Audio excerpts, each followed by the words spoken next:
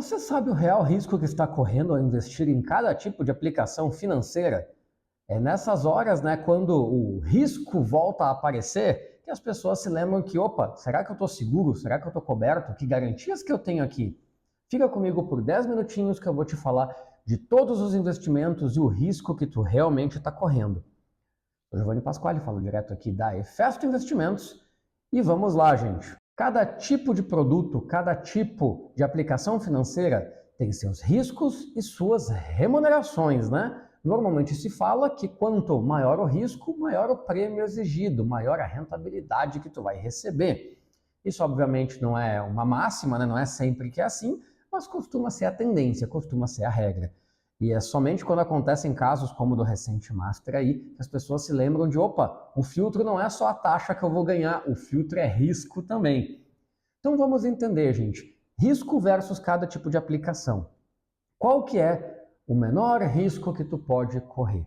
Tesouro Nacional, dentro do Brasil. Tesouro Nacional, a recompra é garantida pelo governo e na prática o governo imprime dinheiro se ele precisar te pagar quando o título vencer. Um calote no Tesouro Nacional é algo que nem se cogita, né? Óbvio que no Brasil nem o passado é certo, mas é o menor risco que tu tem em qualquer aplicação dentro do país, tá? Como eu comentei, o governo garante a recompra. Óbvio que títulos do governo, vamos lembrar, Tesouro Selic é marcado na curva, então teu dinheiro só vai para cima, tudo certinho. Então tu não tem problema de marcação a mercado e tu tem recompra garantido pelo governo.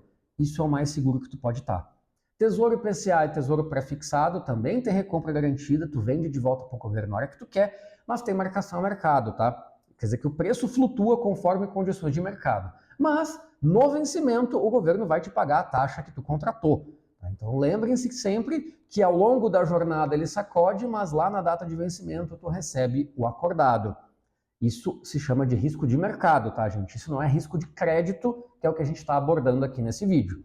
Então, falando em risco de crédito, que é o risco do emissor não ter pagar, Tesouro é o mais seguro que tem. Ponto.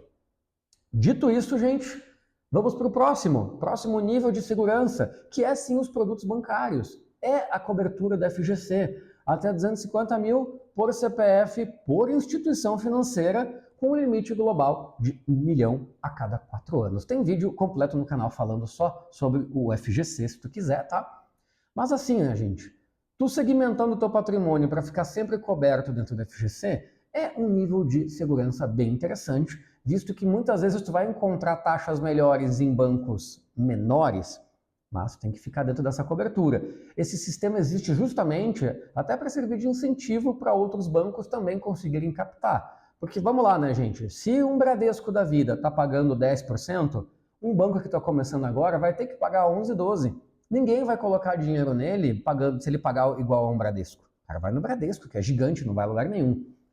Então, para esse tipo de produto, temos a cobertura da FGC. Se acontecer alguma coisa com a instituição financeira, tu tá coberto pelo programa, tá? A partir daí, gente, nós entramos em produtos mais complexos. Por isso que a gente gosta de falar que para quem está começando um Tesouro Selic ou um CDB de liquidez diária dentro da FGC, é o menos complexo e é o mais seguro para tu montar tua reserva de emergência e também para tu começar, para não entrar vários detalhes aqui que a gente vai começar a abordar. O próximo nível na escadinha da renda fixa seriam o crédito privado, né? As emissões de debênture, CRI, CRA. Crédito privado é um grande depende, tá? Por quê? Porque as empresas fazem as regras. Não tem FGC, não tem garantia do governo, tem garantia da empresa que está emitindo aquele papel. Mas empresas emitem diferentes dívidas a diferentes condições. Cada empresa tem uma política e muitas vezes não é a mesma política para cada dívida. As empresas contraem dívidas em momentos diferentes da sua existência. Então tu precisa, no mínimo, pegar aquele papel lá que tu recebe o prospecto da operação, que tem umas 200 folhas. Tu tem que pelo menos dar um Ctrl F lá, ou um Command F, e ir na parte de garantias e ler o que está lá.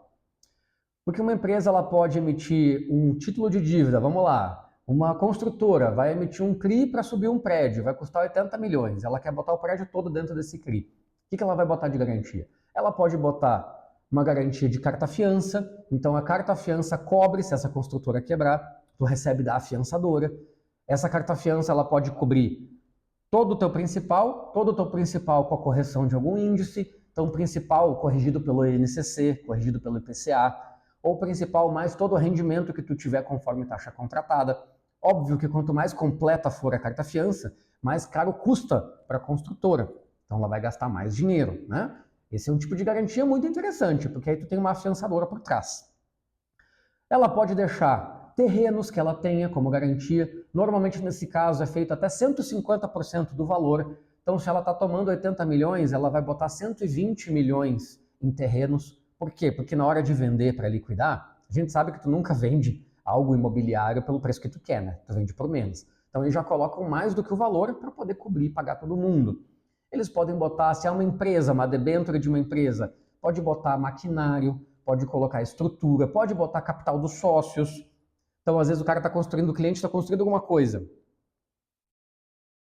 Então, às vezes, o dono daquela empresa está querendo se endividar para crescer, mas ele tem patrimônio já na pessoa física, ele deixa esse patrimônio congelado como garantia. E também, gente, existe a garantia clean, que o que é? Clean, sem garantia, é limpo. Óbvio que esse vai ser o maior prêmio de risco.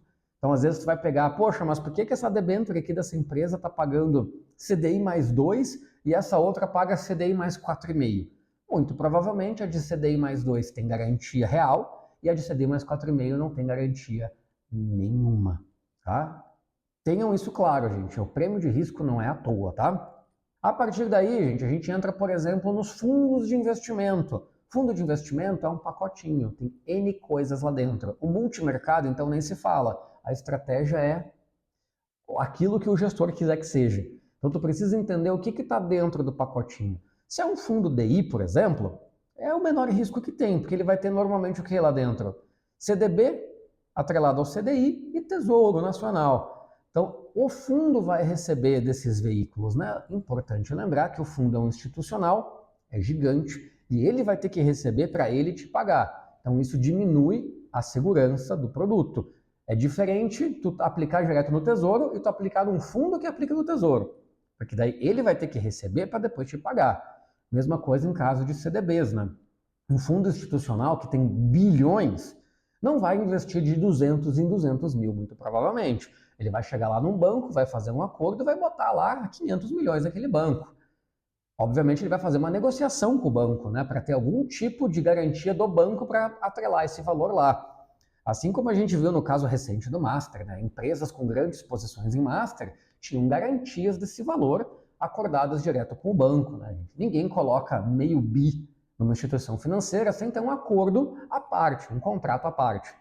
Então é importante tu entender essas nuances antes de investir. Poxa, o que tem dentro do fundo, né? Ah, tem derivativos, tem debêntures, quais debêntures, quantas tem? Então, se tu tem 400 debêntures lá dentro, é uma pulverização interessante. Às vezes é muito menos risco tu investir num pacotinho de 400 do que tu ir lá tu sozinho comprar uma só sem garantia, entende?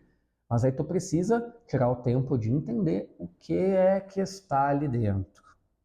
Por isso que a complexidade é maior, não é simplesmente fechar os olhos e botar o dinheiro lá para dentro do fundo, tá? Ou minimamente tu precisa de alguém que te oriente, tipo, olha, essa opção aqui é mais interessante, dá uma olhada nessa e nessa, porque fundos tem muitos no mercado. Tem inclusive fundos de ações, que aí ações tu não tem o risco de crédito, tu tem o risco de mercado, né? Que é o risco da oscilação do preço da ação, assim como a gente falou lá na frente do Tesouro, que é marcado a mercado. Já que estamos nesse assunto, então, indo para a renda variável, gente, quando tu compra equity, tu compra, né, ações na bolsa, tu não tem o risco de crédito propriamente dito. Por quê?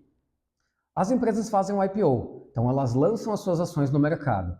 Quando elas fazem esse IPO, quem comprou as ações pagou e esse dinheiro vai para a empresa. A partir daí, gente, toda vez que tu abre teu home broker e tu compra ações ali, tu está comprando no mercado secundário, tu está comprando de alguém que está vendendo. Então já não tem mais nada a ver com a empresa originalmente. Não é mais dinheiro do caixa entrando e saindo da empresa.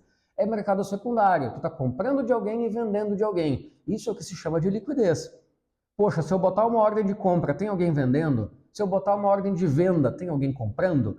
Obviamente que as nossas empresas mais famosas, todas têm muita liquidez. Tem gente comprando e vendendo o tempo todo, né?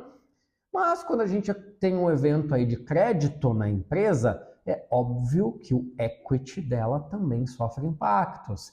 Lembrem do caso da fraude de Americanas, a quanto que foi as ações? Então não pense que, poxa, eu tenho medo de tomar um default, que é o que a gente chama, né, quando o papel vai a zero, porque a empresa deu calote. Então, eu tô com medo que essa empresa aqui não pague suas dívidas, então eu não vou comprar uma debênture dessa empresa, eu vou comprar as ações dela na bolsa. Só que se ela vai lá e dá um default na dívida, não paga, isso vai sair em todas as manchetes no dia de amanhã, todo mundo vai entender que essa empresa está lascada e todo mundo vai sair vendendo a empresa. Como foi a Americanas, que foi a centavos, né? Então, não pense que tu está mais seguro por estar nas ações e não na dívida. Até porque a dívida muitas vezes vai para repactuação. O equity é força de mercado. A empresa vai ter que se reerguer para as ações voltarem a se valorizar. Então tenha isso em mente. Tu não está no risco de crédito, mas tu está no risco de mercado. Se a empresa der calote no crédito, o valor de mercado dela vai descer lá para baixo. Então, entendam isso, gente. Às vezes as pessoas vão para o mercado de ações pelos motivos errados, tá? Então, se você quer ficar seguro, o que você pode fazer para diversificar? Ter um pouquinho de cada coisa, né? Então, tu pode começar, como eu falei, pelo Tesouro e pelo CDBs, LC e LCA, né? Dentro da cobertura da FGC. E a partir daí, tu começa a estudar e tu entende, poxa, um fundo de ações pode ser interessante, um fundo de debêntures pode ser interessante. Esse crédito privado, poxa, tem garantia real, tem garantia do terreno da empresa, bacana, tô confortável, vou pegar um pouquinho.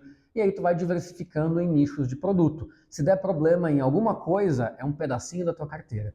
Que bem, na verdade, gente, até a poupança já foi confiscada nesse país, né? Então, qualquer pessoa que tenha o mínimo guardado, até embaixo do colchão está correndo algum risco. E eu não quero vender susto aqui, tá, gente? Mas tu tem que estar confortável com o nível de risco que tu está correndo para ter o retorno que tu espera. Tá? E as pessoas só lembram disso quando acontece um problema no mercado, como foi falado agora. Então, entenda o quanto de risco tu está correndo para cada tipo de aplicação. Precisar de orientação? Deixa aí nos comentários que a gente ajuda. Já aproveita e se inscreve no canal, deixa o teu gostei. Tudo isso é de graça, ajuda a gente pra caramba a crescer por aqui. Muito obrigado por ficar comigo até aqui nesse vídeo e até a